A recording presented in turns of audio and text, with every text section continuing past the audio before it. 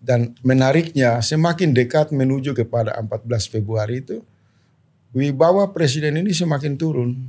Harga dirinya semakin turun, martabatnya semakin turun, eksistensinya semakin turun. Jangankan rakyat, di lingkaran kekuasaan Jokowi sendiri sudah bisa kita lihat banyak para menterinya meragukan. Jangan nanti tumpah ruah di 10, 14 kosong di TPS. Justru menentukan menurut saya kalau tanggal 10 biasanya ombak naik, maka terjadi tsunami. Gerakan yang gitu kan. Jadi tsunami-nya itu di 14.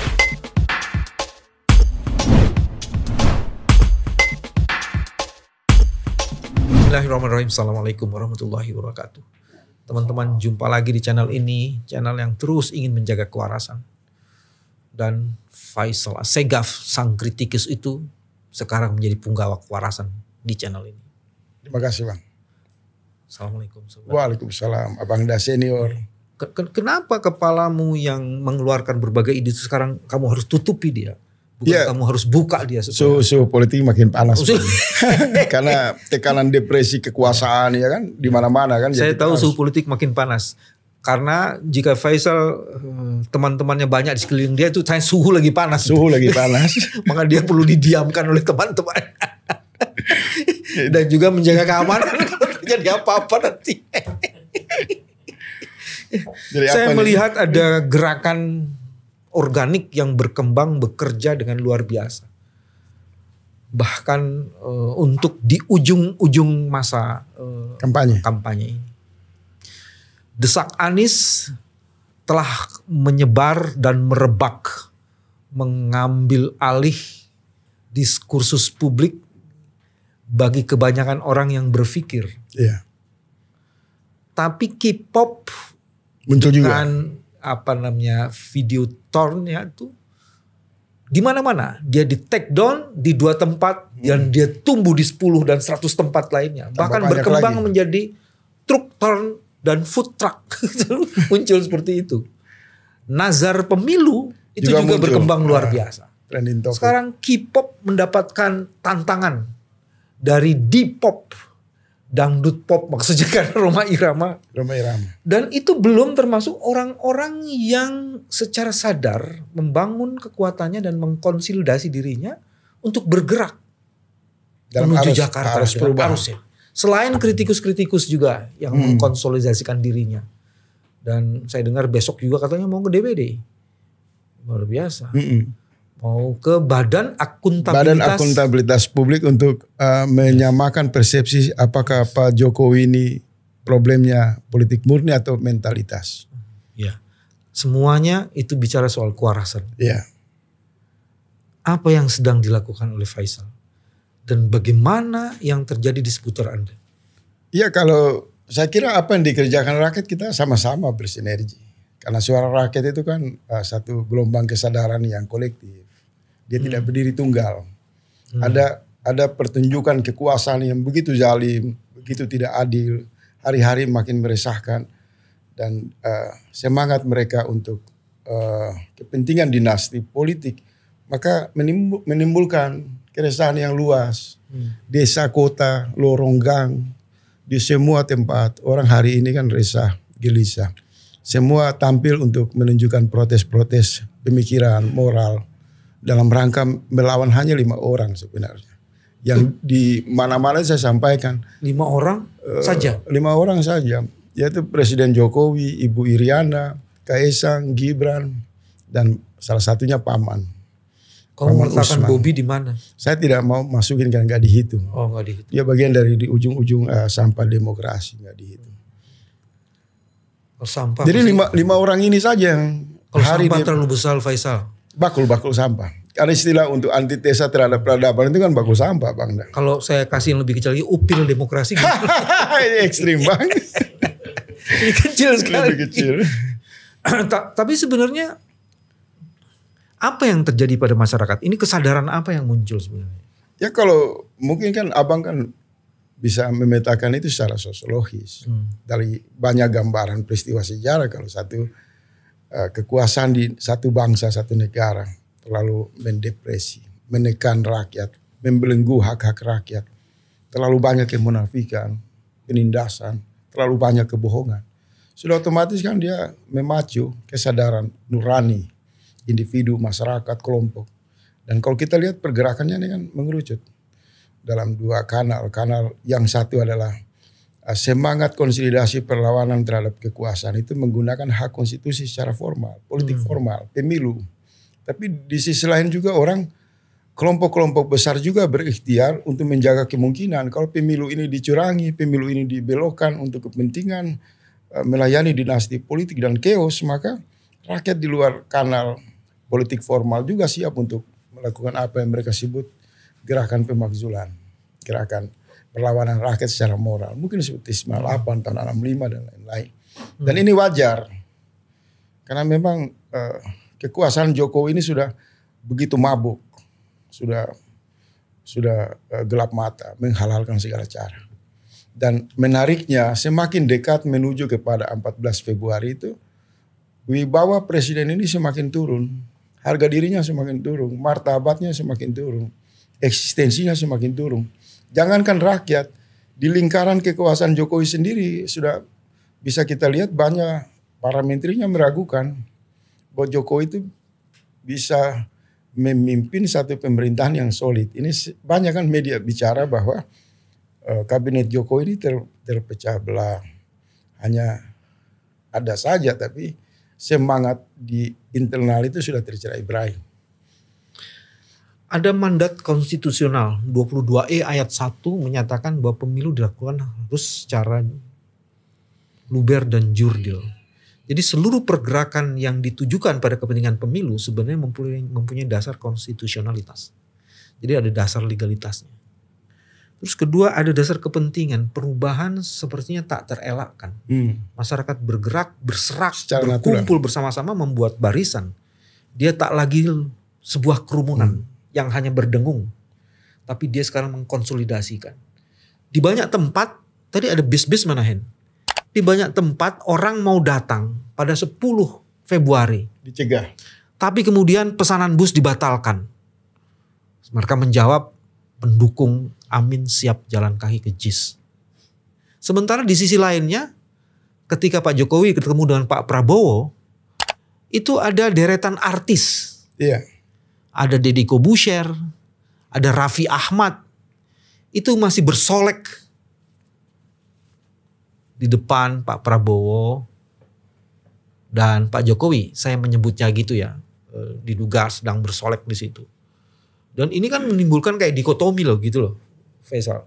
Iya. Kamu bacanya gimana itu ya? Ya kalau artis-artis, para politisi yang hari-hari ini banyak berada di lingkar Pak Jokowi atau Pak Prabowo ini kan diikat oleh daya panggil lapak politik, lapak kekuasaan. Ada brankas kekuasaan di sana yang begitu kuat, memanggil baik dalam angka-angka yang mereka sering sindir dolar, ya kan, panggilan dolar, panggilan rupiah, panggilan APBN, panggilan proyek.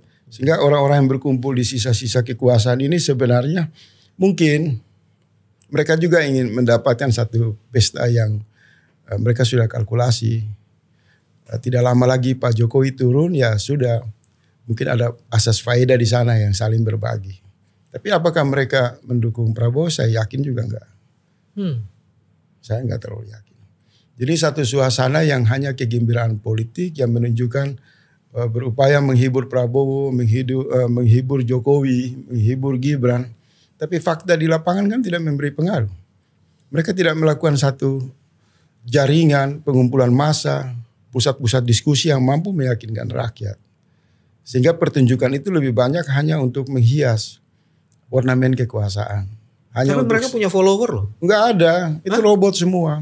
Robot? Robot. Artis-artis ini kan robot. Follower mungkin 10.000, 20.000. Kalau gitu bukan follower dong, roboter. Roboter. Itu udah rahasia umum Bang. Nah di sisi di luar yang jauh dari kekuasaan itu, ini menciptakan gelombang yang menuju kepada situasi tsunami perubahan. Tanggal 14 Februari ini kan sudah banyak hari ini dibicarakan. Apakah situasi ini berjalan normal kalau pemilu tidak curang? Tapi kalau terjadi kecurangan berbahaya. Bisa menjadi momentum bersama dari seluruh keinginan yang mengusung perubahan untuk tidak lagi menggulung Jokowi dan Prabowo lewat politik formal. Sudah terjadi revolusi dan itu pembicaraan yang luas. Nah mungkin hadirnya artis-artis badut-badut, kelompok-kelompok yang influencer ini menghibur lah untuk meredam situasi saja. Karena udah nggak relevan apa yang mereka perjuangkan, nggak ada. Mereka kan hanya menunjukkan ketampanan, kecantikan yang semua hari ini rakyat menjerit soal harga barang naik, soal biaya hidup yang lebih mencekik. Semua pesona palsu yang mereka buat itu semakin menunjukkan bahwa Jokowi panik.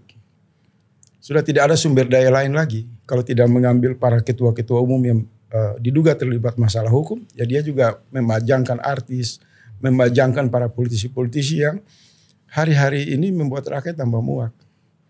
Orang tidak melihat Jokowi, Prabowo dalam kondisi yang natural. Misal petani berkumpul secara alami, para nelayan, para guru, para akademisi, secara partisipasi politik itu natural, tidak ada. Ini mobilisasi. Dan ongkos-ongkos biaya mobilisasi itu kan sudah jadi pembicaraan publik. Terlalu banyak mungkin bocoran APBN, kemudian untuk belanja politik. Maka semua yang ada itu dipajangkan saja untuk keramaian politik. Tapi di panggung yang paling ditunggukan rakyat itu adalah konsolidasi berbagai elemen bangsa yang menuntut keadilan.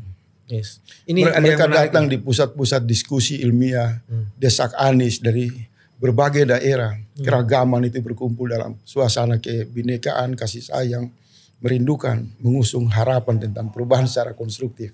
Nah itu yang hari-hari ini menyadarkan publik. Mereka menunggu satu event nasional yang diperkirakan nanti meledaknya pada tanggal 10 di Jakarta. Sebagai satu simbol perlawanan moral dan intelektual rakyat terhadap kekuasaan Jokowi dan Prabowo. Itu bacaan saya dari luar ya. Jadi melalui forum ini Faisal mengundang publik untuk hadir 10 Kalau Februari. saya begini, sebagai orang yang netral, tetapi panggilan suara-suara kebenaran, suara-suara yang menghendaki perjuangan keadilan ini membuat kita tidak bisa menghindar.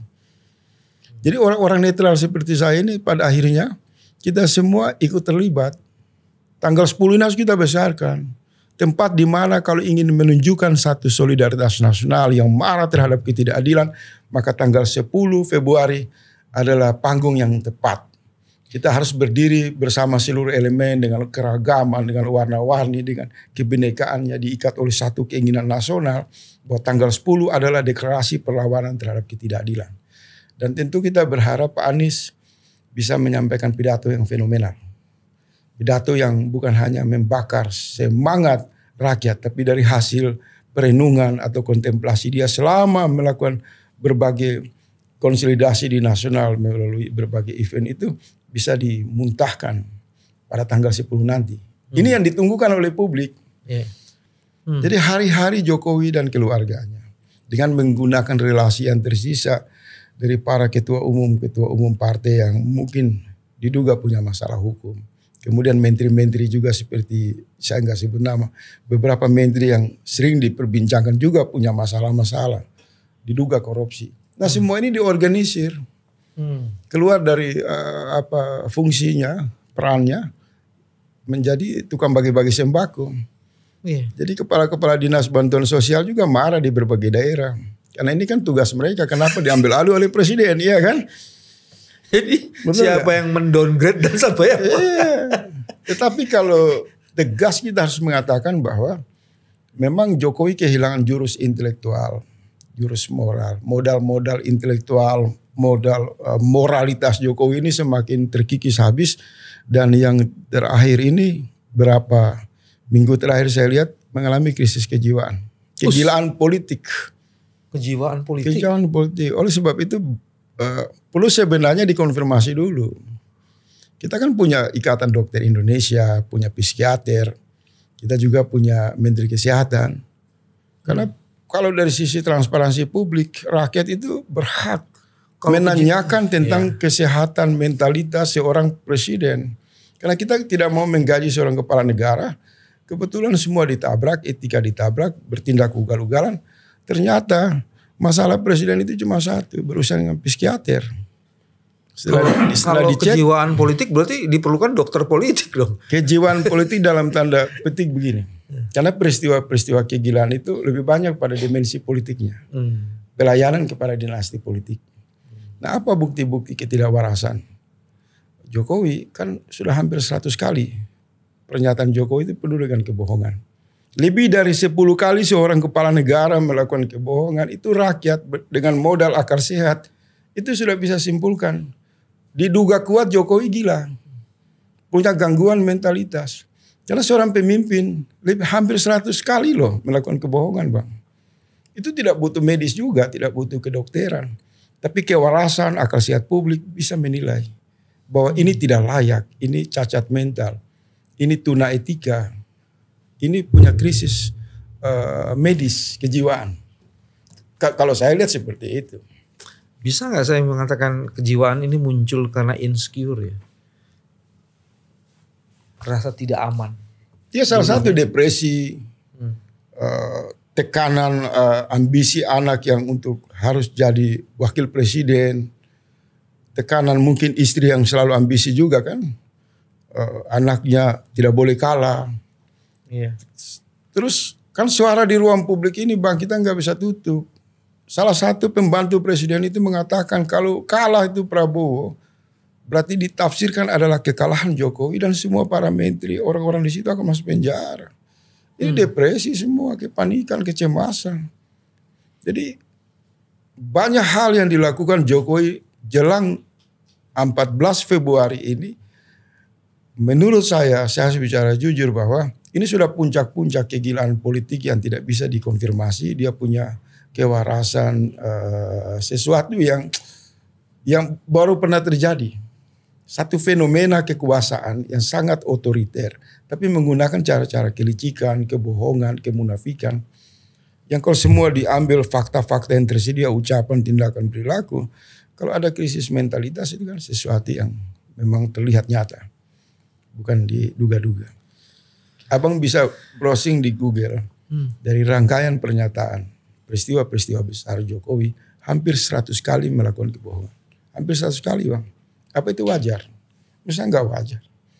Dan lebih parah lagi, bakat kebohongan yang menjadi kegilaan politik ini hendak diwariskan kepada Jokowi, kepada Kaisang dan Gibran.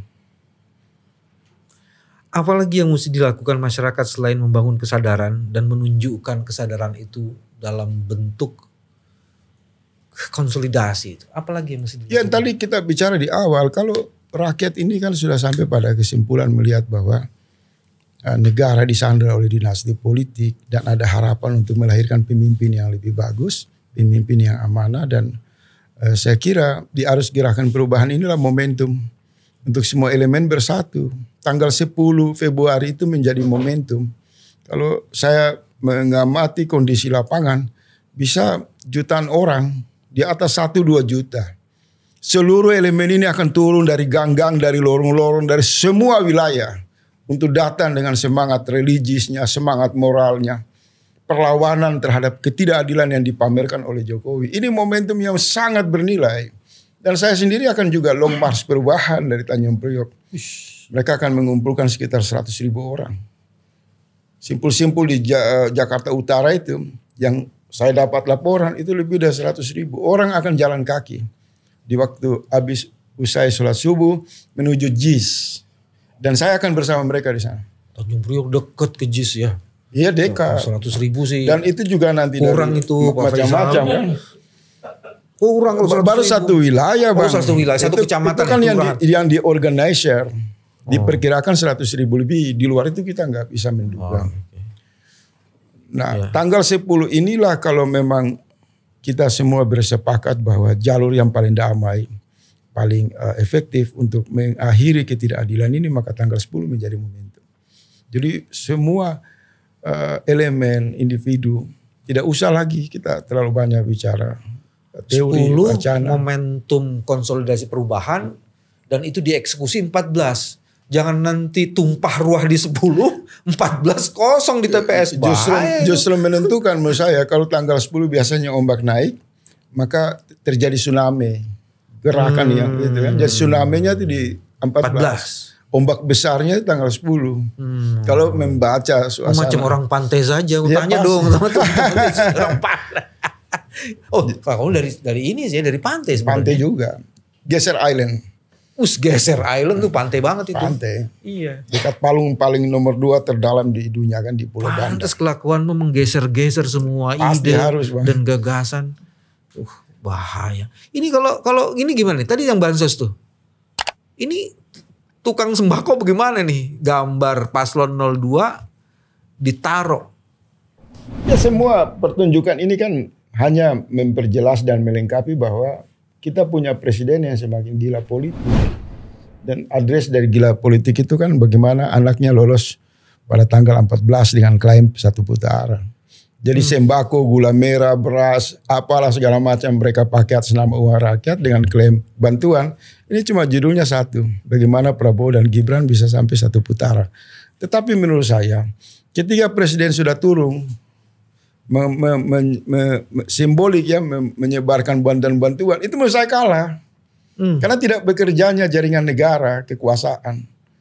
Karena kalau kecurangan mengelola lewat kekuasaan, presiden itu kalau dia percaya diri, dia sudah konsolidasi kepala desa, para menteri, mungkin oknum-oknum dalam struktur negara, maka dia duduk menikmati saja.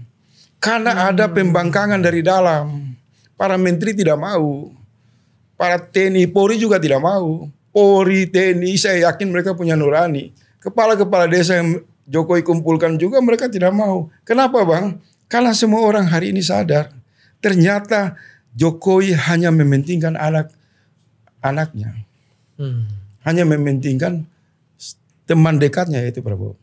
Jadi sebenarnya contoh tadi semua bantuan sosial, mobilisasi kekuasaan, instrumen, semua yang diperagakan oleh Jokowi sudah ditangkap publik. Ini demi kepentingan melayani 5 orang. Syahwat politik. Jadi Jokowi bukan sebagai konduktor yang mengorkestrasi itu ya. Dia sedang menunjukkan kerapuhannya. Sehingga dia sendiri harus jalan. Sudah bangkrut. Karena menjual marwah, melecehkan harga diri kan. Presiden turun tangan bagi-bagi sembako itu menunjukkan bahwa alat-alat kekuasaan tidak bekerja. Kalau alat-alat kekuasaan bekerja kan dia dulu dia nggak harus sendiri. Iya, dia bekerja secara sistem. Nah, ini harus dibaca bahwa sebenarnya ini kan cara-cara dia menunjukkan salam perpisahan kepada rakyat. Salam perpisahan. Sebelum rakyat mencaci maki, rakyat nanti marah pasca tanggal 14 kan. Yang isunya kan semakin mengudara, semakin kuat.